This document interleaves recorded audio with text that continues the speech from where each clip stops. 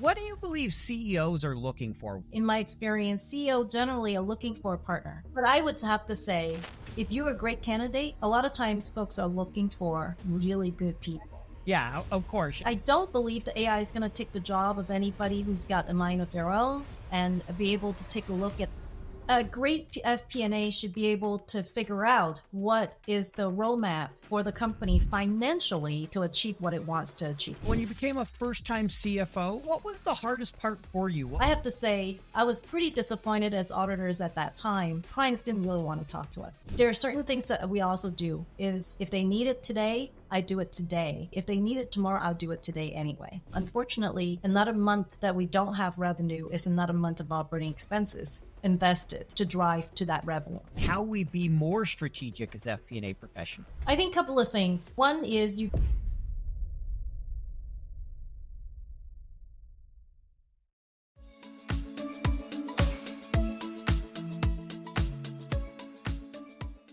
Hello, everyone. Welcome to FP&A Tomorrow. I am your host, Paul Barnhurst, and we're thrilled to have you here with us where we delve into the world of financial planning and analysis, examining its current state and future prospects. Each week, we are joined by thought leaders, industry experts, and practitioners who share their insights and experiences, helping us manage today's complexities and tomorrow's uncertainties. Whether you're a seasoned professional or just starting your journey in FP&A, this show has something for everyone. This week, I'm thrilled to welcome to the show Bonnie Tomei. Bonnie, welcome to the show. Hi, everybody. Nice to be here. Very excited to have you. So let me start by just giving a little bit of background. She's coming to us from the Bay Area. She's currently serving as a CFO of Salience Lab. She's working as a chief strategy officer for an angel investing platform. And, a few other things. But on top of that, she was most recently, before these assignments, working as the CFO of a publicly traded company on the Toronto Stock Exchange named Spectra7, where she was voted Woman CFO of the Year for the smaller public company category by FEI Silicon Valley. So why don't you tell us a little bit about yourself and what all you've been up to since leaving Spectra7? Yeah, unfortunately, about 6 months ago, I left Spectra7 because of a family medical situation. And since then, I was obviously needing in a lot of stimulation. So I signed up with a number of companies to help them out in different strategic objectives. And so K2X is an angel investing platform. I'm their chief strategy officer, helping them with an IPO process underway right now. I am also signed up as a CFO for Salience Labs, a photonics company. Of course, semiconductor is my, 20 years of industry that I've been delving into. So I'm right at my wheelhouse, and that's what I'm doing. But I'm also being the co-chair of CFO Leadership Council, Silicon Valley chapter. I would like to encourage everybody to participate in some kind of forum. Anyway, Paul, that's enough about me. What could I do for you?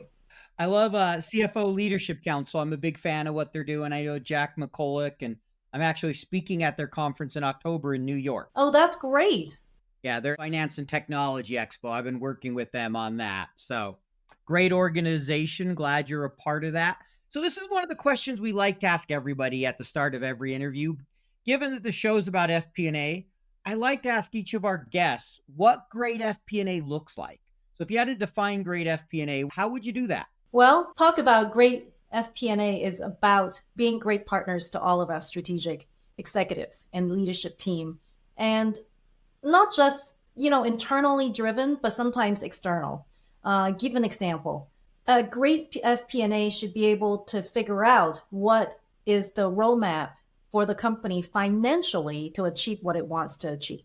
And that our job in every step of talking with our executive is about helping them achieve what they need to have achieved. And then at the CFO level, of course, we're trying to provide the resources and reallocate and reallocate and reprioritize and reprioritize. And then externally, a lot of times we get a lot of information from our supplier as well as customer. So it's really inwardly facing first and foremost, but also secondarily for FP&A guys to be externally focused. Great. I really like what you described there, particularly around helping the business achieve the roadmap that they've set out, right? That helping make sure the financials can support the strategic goals of the business. So, do you see any big changes on the horizon for FP&A, right? We've seen all this AI talk. We've had a ton of uncertainty. FP&A has become much more strategic, I'd say, over the last, decade or so. How do you think about it over the next 5 years? Any big changes you see coming? Oh, absolutely. Ton changes. Those changes are basically driven by software and AI.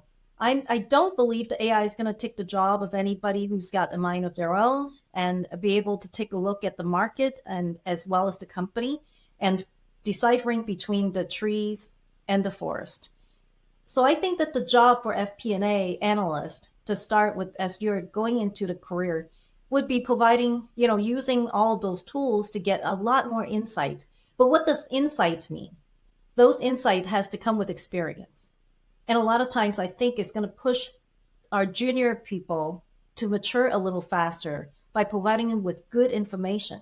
And then folks like us who's been in the industry for many, many, many years, don't look at the wrinkles, is that how we can take all of that we know to kind of shape an AI environment where you can get information quickly in your fingertip into some kind of intelligence. I think that's where it's going to be very exciting. And hopefully it'll also drive a lot of satisfaction. I think that's a good point, particularly around the driving satisfaction. If it's able to eliminate the mundane, the routine, the cleaning data, the average person will be really grateful for that. There'll be a few disappointed that don't get to do all that cleaning, but most people will be quite happy. You told us a little bit about your background, but I'd like to ask a question related to that. Can you talk about your career progression? I know you started as a controller, you served as a head of finance, and then ultimately you're a CFO of a public company. So maybe talk a little bit about that career journey that you've had. I think I would probably start saying that, getting my double, I guess, two degrees, one in accounting, one in finance, passing the CPA exam on the first shot, and then thinking about how I could help clients, particularly in the audit side. I have to say, I was pretty disappointed as auditors at that time. Clients didn't really want to talk to us. They thought that we were adversarial, and then went into the consulting realm and really wanted to make an impact. I think that has helped me with like curiosity about what makes something work better. I think the controllership was pretty easy in coming in and understanding all of the technical application of accounting pronouncement into what actual should look like. And then looking at FP&A side, how I could do the planning and therefore helping all of the executive team to achieve what we need to do. Majority of my career has been in public companies. And so as we're thinking about being public, the FP&A side really is very important to be able to provide guidance.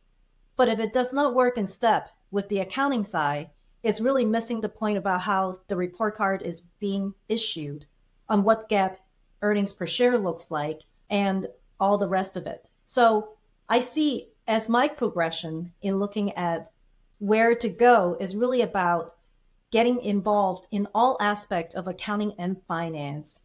And then a lot of people don't think about treasury and tax as well as compliance. And when you think about all of that, is really being able to move yourself around a company and understand in all these different perspectives how to fit it all in, and therefore preparing me, or anybody for that matter, to be a better CFO. Yeah, it sounds like you had a really good, robust experience, especially mentioning the audit, the consulting, the controller role, and seeing all of that. So I'm curious, was it always your goal to become a CFO, or did it just kind of happen as a natural part of your career progression? I think it's pretty natural to get there. I think, a couple other things that may not be coming natural to anyone is to think strategically. This word strategic means a lot of things to a lot of people, but strategically for any company is about how to get things done faster and achieving those goals.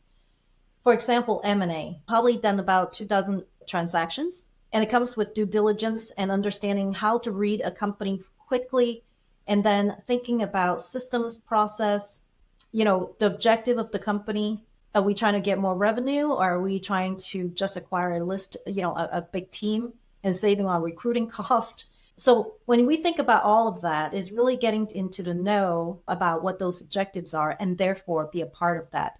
And I think I've been pretty lucky in that because of my, I guess, willingness to be curious, to be a part of a team and to drive to excellence.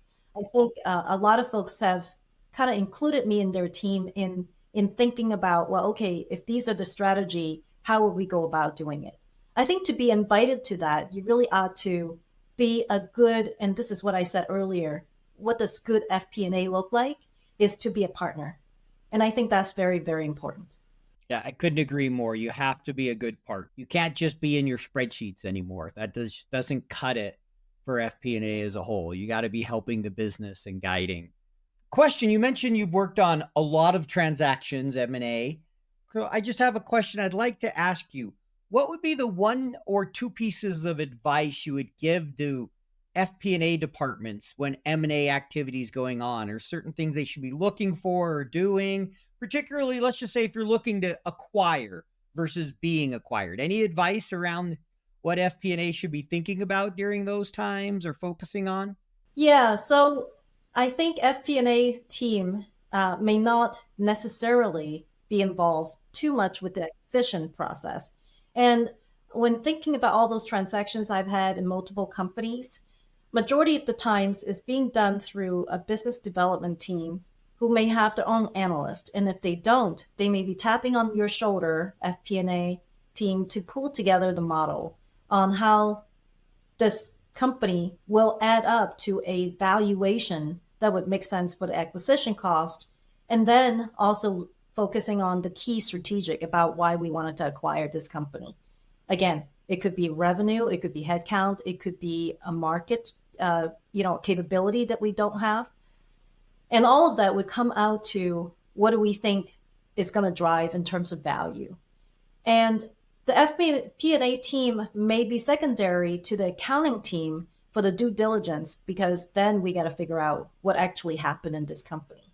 So the FP&A team should be as dialed in as possible and volunteer themselves to pulling those models together and then doing a combination between that company and our company or the acquiring company to see if what the synergy could be and how it could be, taking 1 + 1 = 3. And if in case you're not invited, that's okay. Volunteer anyway to any aspect that you can be of help. That's a great point of volunteer if you can. And, often you'll be tapped to do the model. My last company before I started my own business, I was the one who was tapped to work with Corp Dev on a couple different models. I remember doing all that. They had, we had a Corp Dev team and many different calls, due diligence and different things. And it was a really good experience. And it definitely helped our FP&A team. Okay, here's what we planned for. So they'd know what to put in the budget versus, oh yeah, we don't have any good numbers, but we'll figure it out. I've seen that as well. That never works well Yep. for the budget anyway. Yep. So I'm curious, when you became a first-time CFO, what was the hardest part for you? What was the biggest adjustment? I think your job has changed a little bit. Between a controllership, which always looked historically to applying pretty complex accounting guidance onto the financials, and of course, that would be equivalent to a CAO anyway, as well as transactional processes.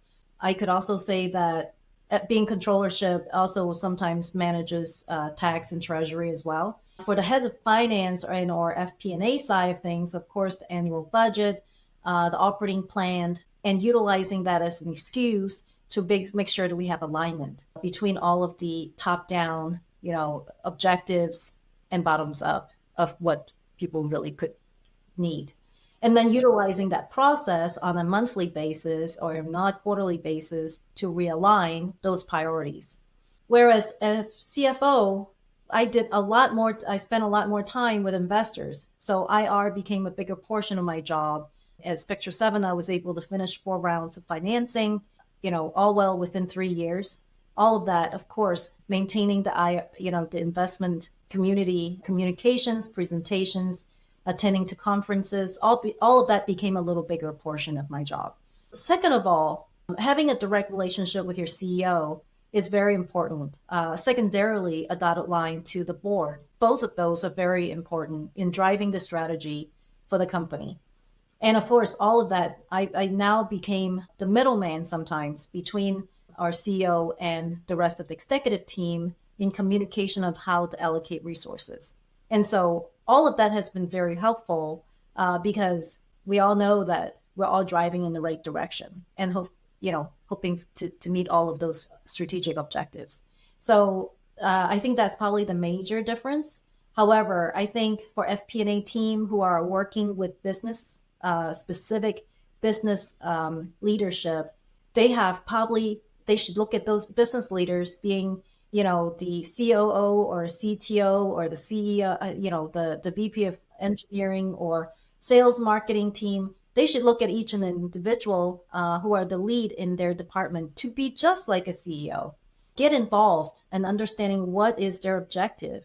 Get involved in understanding how you can help in looking at all of that, and be a trusted advisor from a financial standpoint will definitely help tremendously.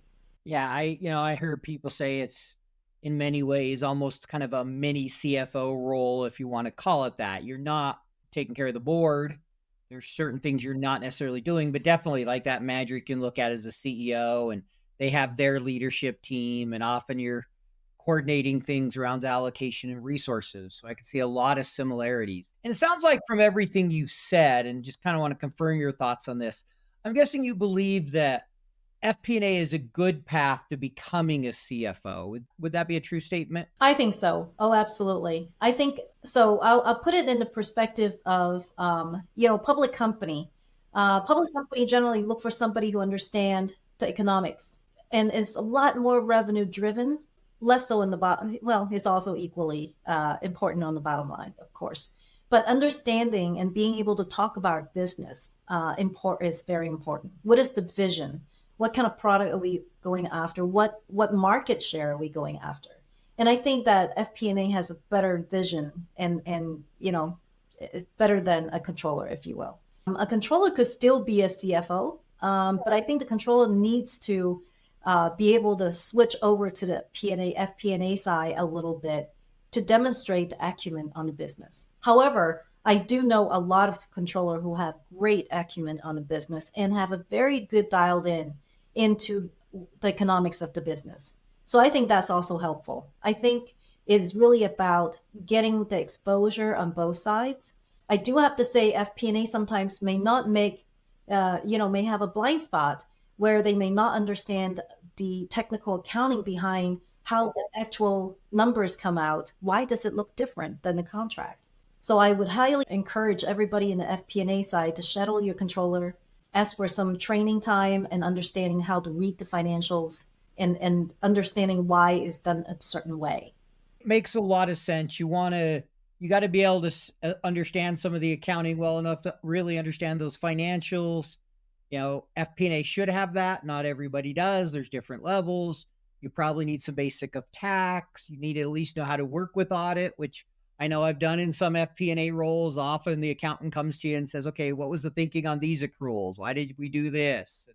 So usually you get some of that, but you need to have that broad. And then what I really like is I have a friend, his first time as a CFO, one of the first things he did, he goes, I know I'm not as strong on the accounting. I've done FP&A, I've done investor relations. I don't have an accounting degree. His first hire was a really good controller because he wanted to make sure he had his weakness covered. So I think you make great points. It's good to have that, and also make sure you know where you need help, that you hire the right team with you. Because and I'm sure you would agree, no CFO is going to have it all, right? None of us know everything.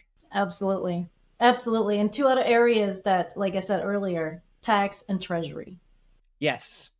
I always skip treasury. I have a good friend he's a treasury guy and we have fun. He always posts on LinkedIn and everything. He's like, you need to talk more about treasury. I'm like, that's your department. I skipped that for a reason. And he gives me a hard time, but it is really important. Yep. Especially, the cash flow and all your money. And the time I had to work with treasury, you'll find this interesting. So in FP&A, I supported traveler's checks for American Express. That's a lot. And I left in 2017. All our money was being made off a liability. We got no money off new sales. That all went to our network to keep it open to encash stuff so people could encash the checks they had. So all our money came from bonds. There was a $2 billion liability on the balance sheet. So you can imagine with all that being invested and the interest, there's a lot of conversations with Treasury and trying to forecast call rates and what's going to happen. And so that was a really good opportunity to spend a lot of time with Treasury. And then I also supported some other prepaid products where there was a lot of, different cash requirements and needs. And it taught me a lot. Well, so when we think about treasury, there's so many other areas as well as risk management as well, not just cash, right? It's also amassing enough cash and or other assets in order to help the company think about acquisition. What if you don't have any cash at all and you don't want to issue shares? You've got to think about, well, what other things I could do in exchange. So from an acquisition standpoint, the treasury aspect of it is very important in managing how much do we have and how much will we have, and therefore give that clear view about how to accomplish the growth in the fastest path. Yeah, of course. Can you fund an acquisition off the balance sheet? Do you need to raise debt? Do you need to raise capital? Are you going to go back to your current investors? I imagine there's a ton of different questions, both just practical and tactical and strategic Yep. into how you do it. How will the market respond if we raise it this way? How will it impact the stock? All those type of things. Are those all the fun questions you get to go through? Yep. Absolutely. See, the ones I worked on were all small. They were funded off the balance sheet and we were a private company. So, there wasn't as much. Obviously, there's some conversation with Treasury, but is a much easier acquisition on these ones. I've been on part of one where I got asked all the questions when we almost went public one time. And we got grilled left and right. The deal fell through. It had been announced, rumor had got out about it, but it never got finalized. It was a SPAC back when SPACs were hot a couple years, when everybody was doing them. Yep. Yep. That was a good learning experience, but that's the other thing. FP&A, if you're on the side where someone's looking to acquire you, just plan on being able to answer a ton of questions about your data. Yeah, being acquired on the acquiry side, FP&A seemed to be, a very tough position, right? Because a lot of times G&A or even SG&A are considered to be a synergy. It's going to be eliminated because they already have their own team. But I would have to say, don't give up. It's not just about that job being eliminated, but if you're a great candidate, a lot of times folks are looking for really good people. And therefore, my recommendation for anybody who happens to be in the seat of being acquired and in sitting in the FP&A side is to demonstrate acumen of the business, offer up information once the definitive agreement is being signed. Obviously, being the nicest guy out there or gal, and being helpful will help you establish new relationship with a new team and see if you have a place in their job. And if nothing else, is really about, help making sure that the company that you're helping to sell is going to land well in the new environment. And if nothing else, even if you don't work with them right away, you build up a good reputation for yourself and you never know where you're going to land up. And lastly, don't stop looking. Oh, I agree. You got to be smart about things and take care of yourself. But I really like how you said, make sure you're putting your best foot forward, not being complainer or negative because you see a transaction happening and you're worried about your job. If you perform well, people will notice and it will benefit you. Does it mean you'll get a job with the company? Not necessarily. If they have one open, it means you're a good candidate. Yep. And that's really what you're looking for, is good opportunities, because the more good opportunities you have, the more likely you are to land one. It's just like sports, right? Yep. The more you swing at a pitch, the more likely you're eventually to hit something. More you shoot a basket, more likely you are to make it. There's a numbers aspect to all of this, as much as we sometimes don't like to acknowledge it. Yep. Because it can take a long time. But no, I think that's really good advice. So I want to ask you another question, kind of when we talk about CFO. What do you believe CEOs are looking for? What's the top 2 or 3 things you see them looking for when they're looking for a CFO? A lot of CEOs are not sure about what to look for in a CFO, particularly in a smaller company. I would have to say, in my experience, CEO generally are looking for a partner. Well, actually, partner is a big word. They're probably looking for someone who makes sure that they could sleep soundly at night. So the CFO's job is definitely to make sure that all aspects of financials, particularly on the compliance side, is taken care of. And then on top of it, that's just this minimum requirement. But the second most important thing for me, I think, is the ability to be working side by side with the CEO and understanding from a financial perspective to give good intelligence. So then the CEO can make decision. And I'm not just talking about, gee, how much cash we have in the bank. That's also just par for the course. But what I'm saying is, how does it look like in a few months? Where do we want it to project out? Where do we have resources and how much money do we need? When do we go out and raise the funds? And therefore, the CFO is really important in leading those charges and giving the CEO all of the support possible. So then the CEO can direct the company where they need to go. Second of all, I think maybe the third thing is to be a great confidant, if you will. We work partnership together in supporting the CEO to share the information and update with the board. A lot of the directions and approval has to come from the board. And so all of those are a good relationship. And being the right hand of the CEO, in my experience, has been valuable in that if there's anything that needs to be addressed within the executive team, a lot of times, short of the HRO or CPO, if you will, the CFO is the other arm as well in helping to shape the team in terms of culture, in terms of what's important. I think all of those are very key for the CEO. That makes a lot of sense. I think there are a couple things there. Obviously, the table stakes are compliance. They want to feel comfortable you're going to keep them out of jail, so to speak, as the saying goes. Then from there, sounds like there's really that strategic, that aspect of helping figure out how to get there, help them grow the resource side. And as you mentioned, being a confidant, being somebody they can go to, they can bounce ideas off, and they can trust in the leadership team. So almost, that right-hand person in many ways. Yep. And so you mentioned, I think FP&A is a great path for becoming a CFO. In many ways, you serve like a mini CFO. You mentioned you need to make sure you get the broad scope to be prepared, not forgetting about treasury or tax. But any boxes in particular, like is there anything? Say you're an FP&A professional, you're at that director, VP level, been really highly looked at. Any other boxes that they really need to make sure they check outside of maybe understanding the rest of finance? Like, do they need to check some kind of strategic box or certain kind of relationship skills or anything you could think of that they really need to demonstrate that shows the CEO, hey, I'm a good candidate here, or shows companies that I'd make a good CFO? Yes, absolutely. So again, we don't work in a vacuum. We don't just work with the CEO and then our own team. We're really outward facing to, investor communicate, and of course that comes with timely follow up and whatnot. Internally is being about, the chemistry with the rest of the executive team. That has a lot to do with, and again, this old school thinking about I'm the no guy, I'm here to control cost. That is missing the boat. What we are trying to do is really moving the company forward, and being the CFO is really helping to get allocation and prioritization of the resources we have and helping everybody move the company along. So that alignment has to be done through proper communication and education. And then, of course, again, we seem like the guy and gal who put in internal control.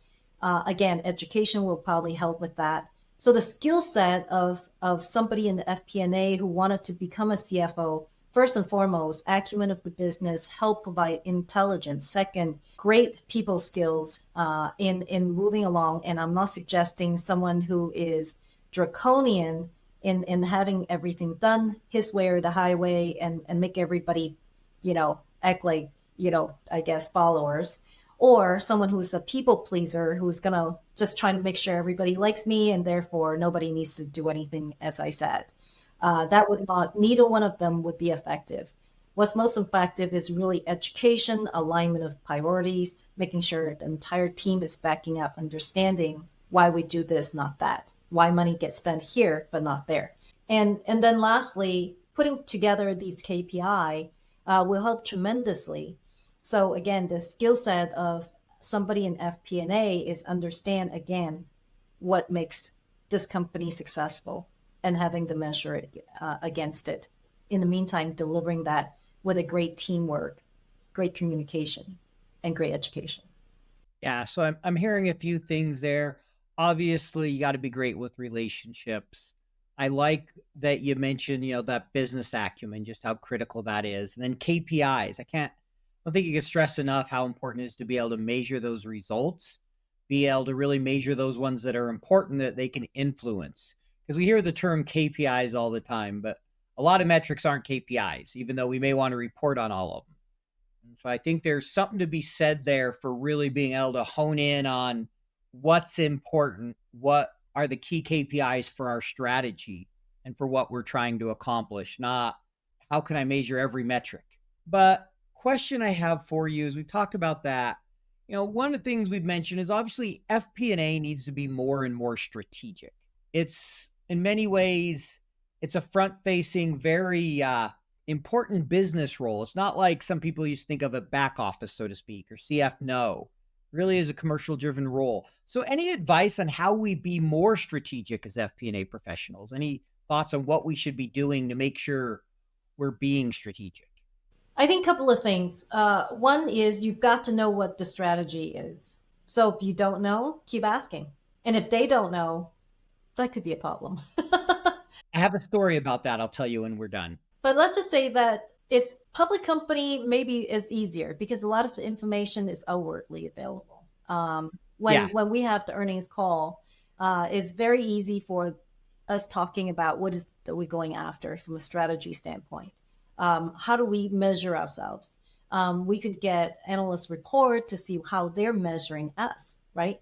When it's private, it's harder, right? Because it may not be out there. But just keep asking the question, well, strategically, where do you want to be? If it's really just according to the budget, following up on it, the budget is just numbers. Well, what's driving those budget? Are we trying to achieve a certain milestones in development, in product rollout, in margin, so when you take a look at all of that, that's a lot to work with. And then how to be strategic other than just counting the numbers is really understanding from your perspective, what are the levers that's going to deliver those results? So is deliver, additional sales? Well, sales team, what could I do to help? Oh, revenue team, is there anything I could help? Is there anything that we could do an analysis on? Could I use any of the historical to show if we're up high, low, talking with marketing?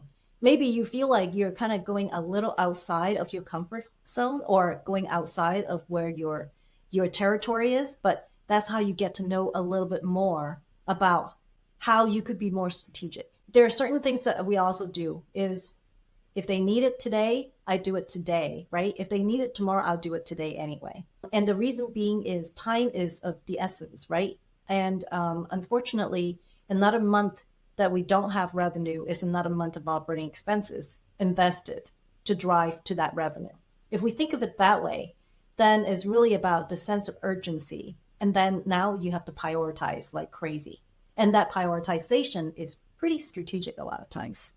Makes a lot of sense. I appreciate that answer. I liked when you said, basically, I don't know what to tell you if there's no strategies. I was in a company, we got a new CEO, and it was really funny. He'd been in the seat for about 2 months, and he's doing a meeting at a town hall with everybody. And he started talking about how they're going to set out a strategy. And he goes, I've been here for, it was like 2-3 months, and I haven't seen a strategy yet. If anyone knows where it is, please let me know. Like he was just acknowledging there's been no strategy for this company, and he was working on crafting it. It was pretty funny. I just kind of had a laugh, a little scary. But it was one of those where it's like, all right, how are we supposed to know what to do if there's really no strategy here?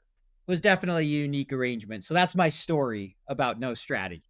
Wow, that is pretty unique. I mean, it's one thing to acknowledge there isn't one, and then there is one to let everybody else know there isn't one. Yeah, let's just say it was a unique company. That CFO left after a few months. He didn't last long. Well, I want to move on to what I call a rapid fire section. And this is where I ask you, there's 4 questions. The idea is to give kind of quick answers on these. So we go through them quickly just to have a little fun. I'm going to start here with this first one. What is the number one technical skill that FP&A professionals should master? I hate to say this, but Excel, Excel, Excel. I understand there's a ton of tools out there, but if you could not put together those analysis should be and what should it make up of in an Excel and or any other manner, kind of couldn't really translate it into a tool. So Not surprised I to hear might you. focus on a tool, but Excel is probably the first one. Yeah, I'm not surprised by that at all. What is the number one soft or human skill FP&A professionals should have? Well, I think empathy or EQ is definitely important. In order to work with all of the executives and you're here to support them in understanding some of the information, you must be able to work well with them. And EQ probably is the first and foremost. And then, of course, communication comes second. EQ and communication. I like it. Are you currently using generative AI? And if so, how? I am actually not generally using it. I have to say, I can't wait to see it finish. So I would highly recommend anybody thinking about using generative AI is to getting the vendors to support a page that's static, that continue to update with good information. But anybody sitting there and looking at just a prompt, they won't come. I can tell you that. Yeah, we definitely, there's the vendors are figuring out those software strategies. We still have we have a while to go. I mean, it's amazing where we've accomplished, but we have a while to go before it's into all our tools and really basically as ubiquitous as the web, right? That's eventually where it will get, but we're not there yet. I was going to add one more thing. At the beginning of my career, one thing that I've done, obviously, systems is a huge thing. I've always implemented a ton of different tools. And I was at this company where I was working with a database dude. Exactly, that's his title. So anyway, is to put together what the BI would look like and giving definition to each one of them and having to leave a trail of that so then we could all speak the same language was very important. And ultimately, that's exactly what's necessary. You got to have a good database, dude. Yeah. All right. What's the one software you can't live without? Oh boy. Well, I'm just going to say Excel again. I had a feeling that might be coming. I'm not surprised. You have a favorite Excel function? There's a question for you. Pivot tables, hands down, pivot tables. Pivot tables. A favorite shortcut in Excel? I have to say, every time they come up with something new, and I've always fallen back to the good old days of those quick shortcut, the Control C, Control V, Anyway, I'm going to date myself telling you all this, but I think, it's kind of like doing a piano, second nature. Yeah. No, I'm a lot the same. Control C, Control V, F2. There's a few that end up being by far the dominant ones I use. So I understand that one. All right. So we're going to move into the section called the Get to Know You section, where we have a little more personal questions asked. You get to know a little bit more about you. So what's a favorite hobby or passion you have? Definitely a golfer. You always find me in golf courses whenever you can. Do you like watching or just playing? No, I play. I play. Play. Fun. Nice. What is one book you can recommend to our audience? If you had to recommend a book, what would it be? I would definitely offer up the 7 Habits of Highly Effective People by Stephen. That's a great one. He actually taught at the same university I Oh, went to. wow. That's great. He wasn't teaching when I was there, but I remember a lot of the professors talking about him. He had left to start his own business, but he taught at BYU. Well, the book is excellent, so. I agree. I've read a few of his books. Good stuff. Favorite travel destination? Oh, boy. I've worked many years of traveling for work. So right now I'm interested in going anywhere with somebody to build memories. It doesn't matter where. I love that answer. It's about the memories, not the location. After a while, they all look about the same. There's some truth to that. There's something to be said for just getting out and making memories and having fun, whether it's local, halfway around the world, just get out and enjoy time with others. Great one there. Last get to know you question, then we'll wrap up. If you could have dinner with anyone in the world alive today, who would you go to dinner with? First I thought maybe having dinner with Mother Teresa would be great, but she's not alive.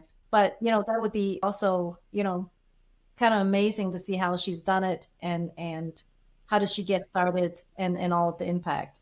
If I were to have to, say somebody who's alive today, darn, that's a tough one. Got to think about that one. So if you could offer our audience any piece of advice to be a better business partner, particularly FP&A business partner, what advice would you give them? This whole podcast is all about that, right? Good business acumen, good systems, understanding the intelligence of the business, great EQ, great communication skills. Just be yourself, be out there and be a friend, professionally, of course, but be a friend. I think just be yourself and be curious. with the right mindset, I think everybody would want to be your partner. I like that part with the right mindset. Everybody will want to be your partner. If you focus on them, you're curious, you're engaging, you're that professional friend, you're making their life easier, they're going to want to work with you. If someone wants to learn more about you, what would be the best way for them to do that? Well, I'm actually on LinkedIn. So if anybody wanted to LinkedIn with me, please just reference the FP&A guy so I know where you're coming from.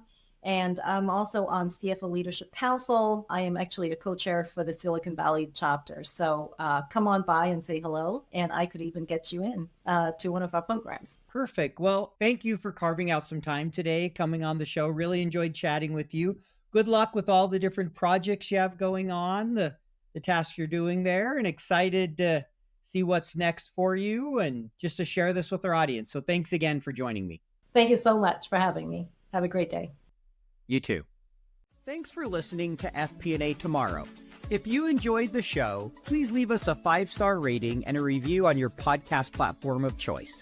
This allows us to continue to bring you great guests from around the globe. As a reminder, you can earn CPE credit by going to earmarkcpe.com, downloading the app, taking a short quiz, and getting your CPE certificate. To earn continuing education credits for the FPAC certification, take the quiz on Earmark and contact me, the show host, for further details.